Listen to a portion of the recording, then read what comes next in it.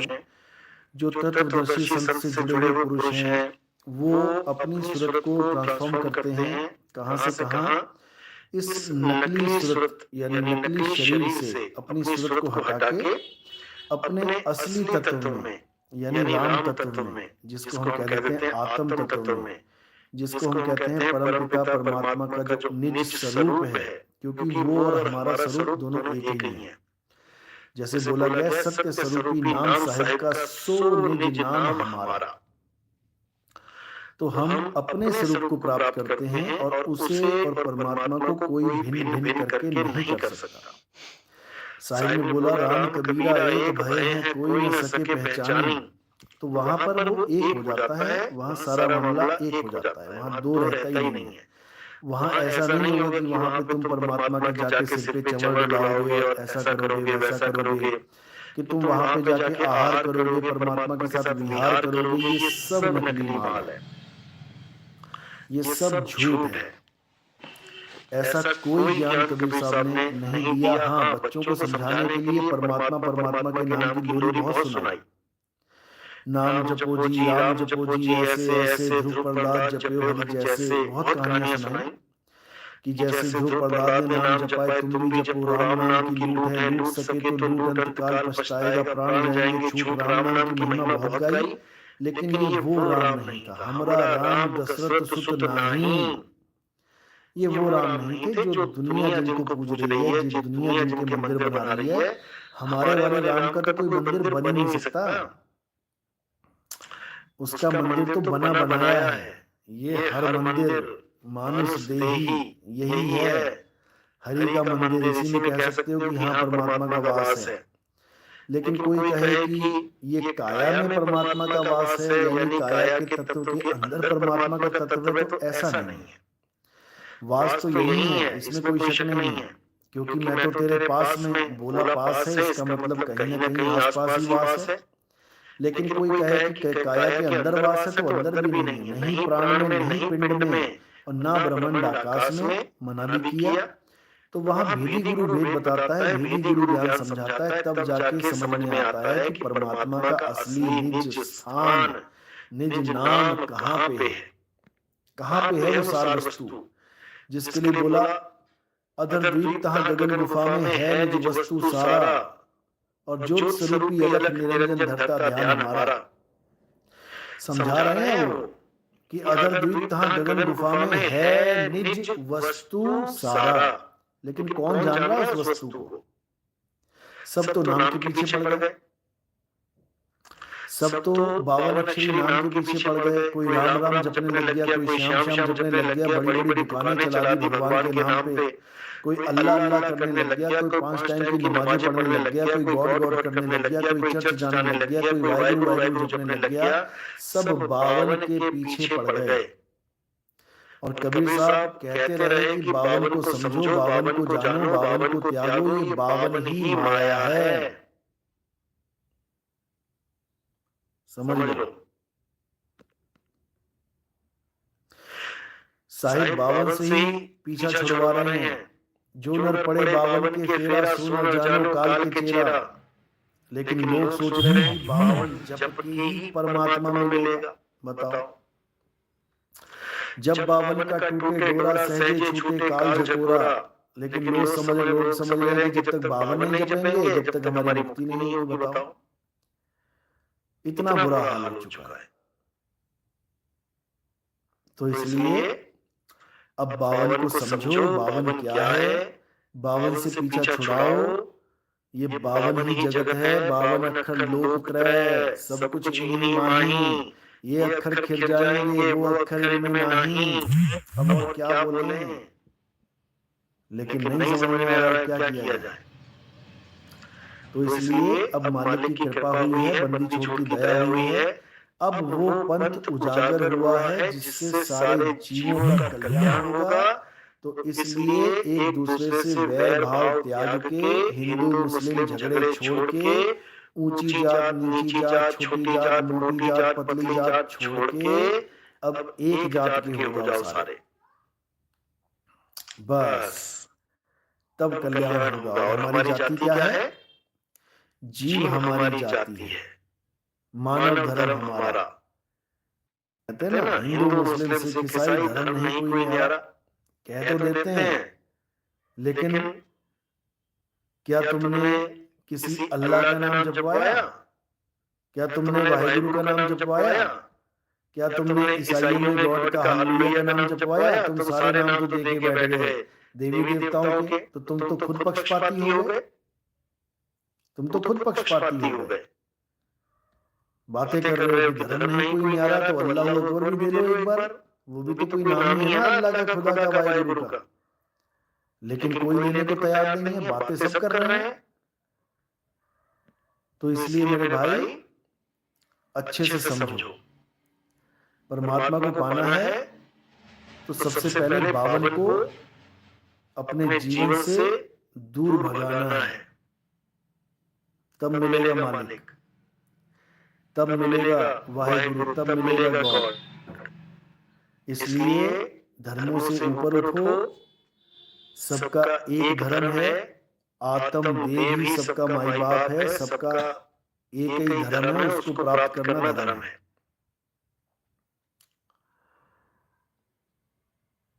समझ लो।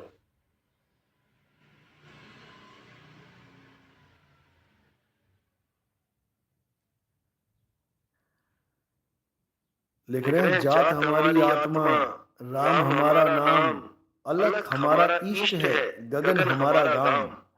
क्या बात है, बहुत बढ़िया।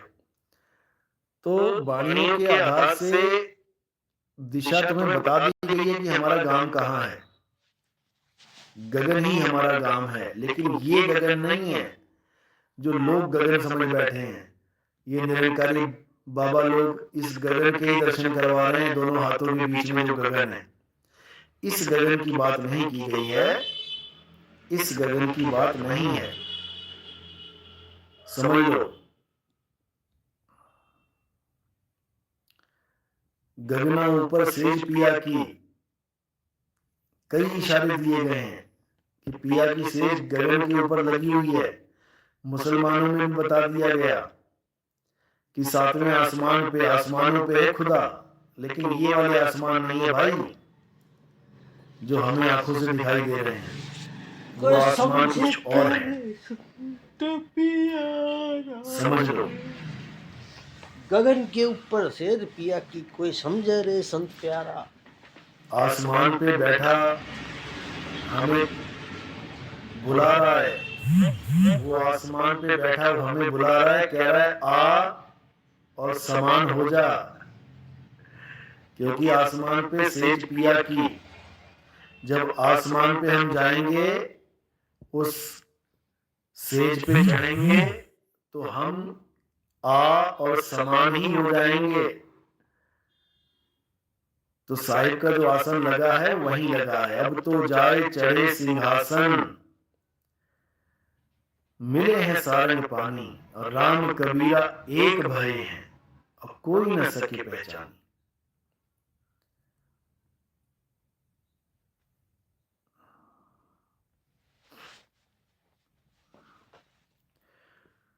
शनो, मुझे अब दिखावे की लाइफ जीना अच्छा नहीं लगता, लेकिन मैं कभी कभी दिखावा भी कर देती हूँ। मतलब की चीज, मतलब जो चीज मुझे पसंद नहीं वो चीज मैं क्यों करती हूँ। अच्छी बात है, ये नाटक आपको समझ में आ रहा है, ये नाटक ही है। इस नाटक को अच्छे से नाटक निभा के भी जाना है, लेकिन समझदारी से। जो भी रोल मिला है इतने अच्छे से निभाओ कि किसी को पता ही ना लगे कि तुम्हें पता है कि ये नकली रोल है। किसी को अच्छा एक्टर कहते हैं। कोई भी एक्टर है, जब वो कहानी सुनता है डायरेक्टर से, तो उसको पता होता है ये सब नकली कहानी है, लेकिन जब वो रोल करता है तो वो इतना सटीक रोल करता है, इतना असली रोल करता है कि लोग उसके रोने पे रोने और उसके हंसने पे हंसने लग जाते हैं। यानी उसके हंसने में भी इतनी सच्चाई होती है कि सामने वाला हंसने लग जाता है, उसके रोने में भी इतनी सच्चाई होती है कि ऑडियंस रोने लग जाती है। अरे भाई तुम जटाओं के पीछे क्यों पड़ गए बाबा जी के? एक ही सवाल 50 बार लिख दिया। गुरुजी जटाएं एक बार कटवाने से पेड़ नहीं आती, लेकिन संत बाबा के कैसे आ गई? पुरानी वीडियो में उनकी जटाएं नहीं है। अरे भाई बाल नहीं धोगे तुम्हारे भी आ जाएंगी।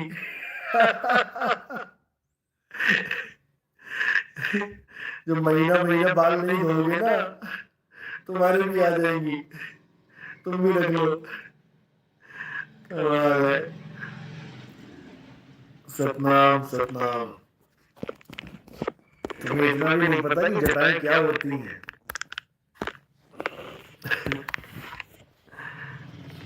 सबके जटाएं होती हैं, सबके। महीना 2 महीना 3 महीना जो नहीं नहाएगा उसके खुद जटाएं। सड़कों पे कितने लोग घूमते हैं, बाबा थोड़ी नहीं है वो। देखो उनके बाल जटाएं बनी पड़ी हैं, एक दूसरे में बाल उलझ जाते हैं, एक दूसरे में जुड़ जाते हैं बाल। जो सफाई रखता है, बालों को अलग अलग रखेगा, शैम्पू करेगा, साबुन तेल लगाएगा, उसकी नाम सतनाम। गीता दासी साहिब बंदी सतनाम। गुरुजी गुरुदेव जी कुछ कोई काम करने का मन नहीं करता, क्या करूं? जीवन जीने के लिए काम धंधा तो करना ही पड़ेगा। बिल्कुल करना पड़ेगा, इसमें कोई शक नहीं। लेकिन अगर आप अपने जीवन को थोड़ा सा अच्छा बेहतर बनाना चाहते हैं तो वो काम करें जिसमें आपकी दिलचस्पी है। तो आपको काम करते हुए भी पता नहीं लगेगा कि मैं काम कर रहा हूं या मैं अपनी लाइफ को एंजॉय कर रहा हूं। समझ लो, जहां पर भी आपकी कोई दिलचस्पी है उसी क्षेत्र में काम करें और उसमें आप एक अच्छी परफॉर्मेंस दे सकते हैं, ये समझ लो। दिमाग पे प्रेशर वाला काम नहीं करना है। जो काम आपको अच्छा लगा, कम बैलेंस छोड़ के जाएगा, वहां पर भी कोई बहुत बड़ी बात नहीं करके गया, इंजीनियर की लाखों रुपया छोड़ के चला गया और ड्राइवर कम छोड़ के गया। जो कम छोड़ के गया वो आराम से जाएगा, बिना चिंता के जाएगा। जो ज्यादा छोड़ के जाएगा वो और मगजमारी करके और फंस के जाएगा। उसकी ज्यादा सुरता फंसी होगी कि मेरा इतना पैसा रह गया यहाँ पे। इसलिए ज्यादा लंबी सोचने की जरूरत नहीं है। यहाँ पल का भरोसा नहीं है, कब किसको अटैक आ जाए, कब कौन लेट जाए।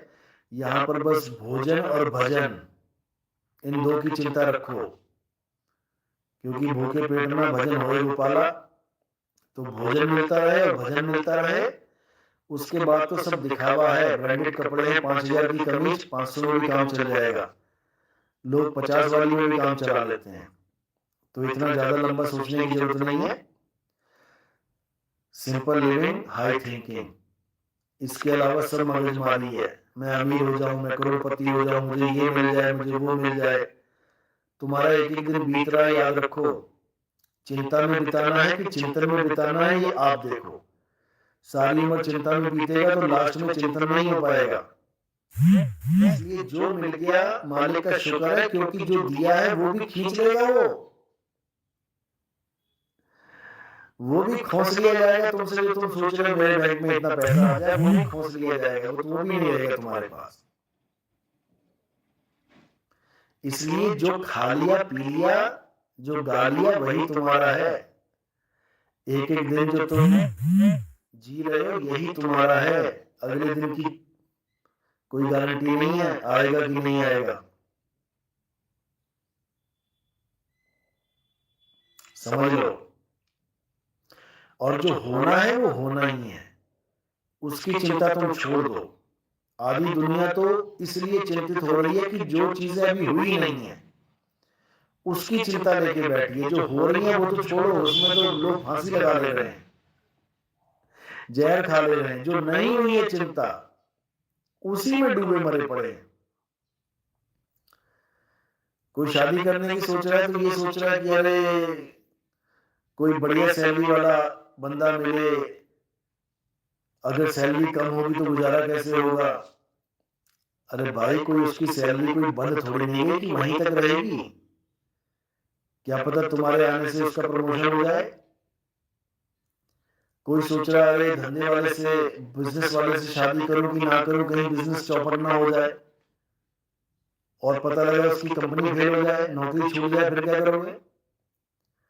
यानी जो चीजें नहीं हुई हैं उसके बारे में सोच सोच के अपने आप को परेशान करना। क्यों? क्योंकि तुम्हें पता ही नहीं है जीने का मकसद क्या है। जो जीवन का मकसद है उसके बारे में एक भी आदमी परेशान नहीं है कि हाय मेरा शरीर छूट जाएगा तो मैं कहाँ जाऊंगा, मुझे अगला जन्म कौन सा मिल जाएगा, कैसे बचूं, मैं पिछले जन्म में क्या था, कहां से आ गया मैं इस दुनिया में। कोई चिंता नहीं है, बस पेट का धंधा, इसी में चिंता चिंता। तुम यहीं हो और यहीं रह जाओगे।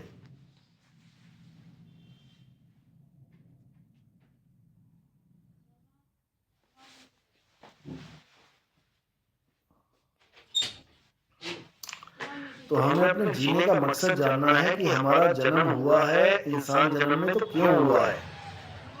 ये पत्थर पूजने के लिए नहीं हुआ है कि तुम पढ़ लिख के इंजीनियर बन जाओ, उसके बाद आईआईटी कर लो, उसके बाद तुम फिर पत्थर पूजा में लग जाओ। तो क्या फायदा है ऐसे आईआईटी बाबा का? बताओ। आत्म तत्व को जानना है। भले तुम अनपढ़ बाबा हो, ना तुम 5वीं पास हो, ना तुम पहली पास हो, ना तुम कभी स्कूल गए, कोई बात नहीं। लेकिन अगर तुमने आत्म तत्व को जान लिया तो तुम ही सबसे बड़े बाबा हो। उससे बड़ा कोई बाबा नहीं है इस संसार में। लोगों की डिग्रियां नहीं छूट रही हैं बाबा बनने के बाद भी, लेकिन इसको संभालना हमारा धर्म है, हमारा फर्ज है। इसको बर्बाद नहीं करना है ऐसे कि इसको उठा के नशों में लगा दिया, इसको उठा के उल्टे पुल्टे कामों में लगा दिया। इसको बड़ा संजो के रखना है, क्योंकि इसी से भक्ति बनेगी आगे।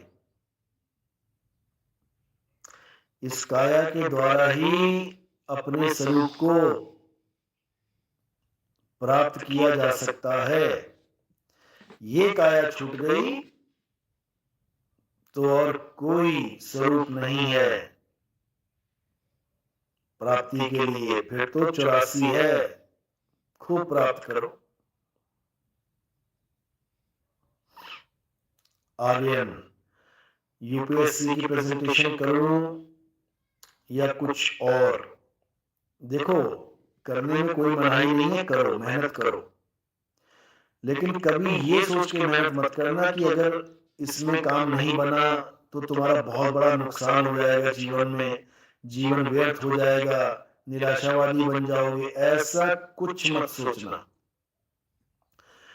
तुम्हें नहीं पता कि तुमसे क्या काम करवाना है परमात्मा ने, लेकिन ठीक है, अपनी इच्छा है तो जरूर करो। लेकिन किसी भी काम को बड़ा छोटा कभी मत समझना, कभी भी नहीं। याद रखो, यूपीएससी क्लियर कर लोगे ना, तब भी जूता जब टूट जाएगा तो मोची के पास जाना पड़ेगा बैठाने के लिए। उस समय मोची माय लॉर्ड है, नहीं तो टूटा हुआ जूता पहन के तुम जाना जरा कहीं, किसी इंटरव्यू में या किसी पार्टी फंक्शन में, तुम नजरें नहीं मिला पाओगे किसी के सामने फटा जूता पहन के। लेकिन अगर वो मोची तुम्हें रास्ते में मिल गया तो वो इतना बड़ा काम कर देगा कि तुम नजरें मिला पाओगे लोगों से, समझ लो। तो वहां पर वही माय लॉर्ड है, अपने काम में वही हुनर है उसके पास, अपने काम का बादशाह है वो। तो इसी प्रकार कोई भी काम करो, लेकिन ऐसे करो कि तुम्हें वो काम लगे ही ना। ऐसे करो कि तुम बने ही उसके लिए हो। और वो तब कर पाओगे जब तुम्हें अपनी हॉबीज पता होंगी, तुम्हें अपना गुण पता होगा। अब आग को कहो कि तू आग बुझाने का काम कर तो वो नहीं कर पाएगी। शरीर पालना जरूरी है और शरीर पालने के लिए काम करना जरूरी है। नौकरी या बिजनेस कुछ भी कर सकते हो, कोई जरूरी नहीं कि नौकरी करोगे तो जन्म सफल होगा या बिजनेस करोगे तभी जन्म सफल होगा। ऐसा बिल्कुल दिमाग से निकाल देना। और परमात्मा पे विश्वास रखना कि अगर तुम इस दुनिया में आए हो तो उसने तुम्हारा रोटी पानी का पूरा इंतजाम पहले से कर रखा है। दाने दाने पे लिखा हुआ है खाने वाले का नाम, ऐसे नहीं बोला गया है, ऐसे नहीं बोला गया है। तो भाई आत्मविश्वास में जीना है, चाहे टैक्सी चलाओ लेकिन पूरे आत्मविश्वास से, बी प्रोफेशनल। फिर देखो तुम्हारी कैसे कीमत पड़ती है। आज के टाइम में काम करने वाला यानी सही से अपना फर्ज निभाने वाला, सही से अपना काम करने वाला आदमी नहीं मिलता ढूंढने पे। पूछो जिनके मकान बन रहे हैं वो मिस्त्री को बुला के लाया है, वो मिस्त्री अपना ही काम ठीक से नहीं कर रहा है, दुखी तो लोग उन्हीं से हुए पड़े हैं जो अपना काम ही खुद ठीक से नहीं कर रहे हैं। समझ लो।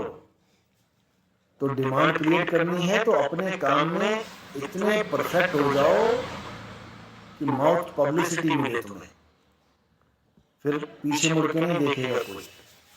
समझ लो। और जो लिखा है वो लिखा ही है, बिल्कुल चिंता मत करो। अगर यूपीएससी पास होना लिखा है तो आप पास 100% होगे, लेकिन मेहनत करो। और अगर नहीं भी निकले तब भी गिला शिकवा नहीं है जिंदगी से, क्योंकि जिंदगी में आप केवल ये नौकरी करने के लिए नहीं आए हो। अपना लक्ष्य जान लो क्या है। अपने आत्म स्वरूप को पाना ही हमारा लक्ष्य है। उसके लिए हमें कुछ भी करना पड़े सब मंजूर है। सपना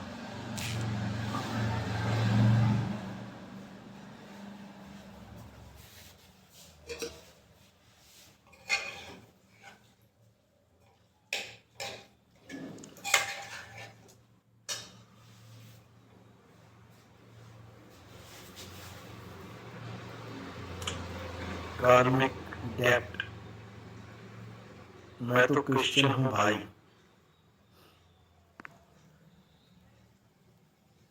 अच्छा लगता अगर आप कहते मैं इंसान हूं, लेकिन क्रिश्चियन बन बैठा हूं, ये ज्यादा सटीक रहता।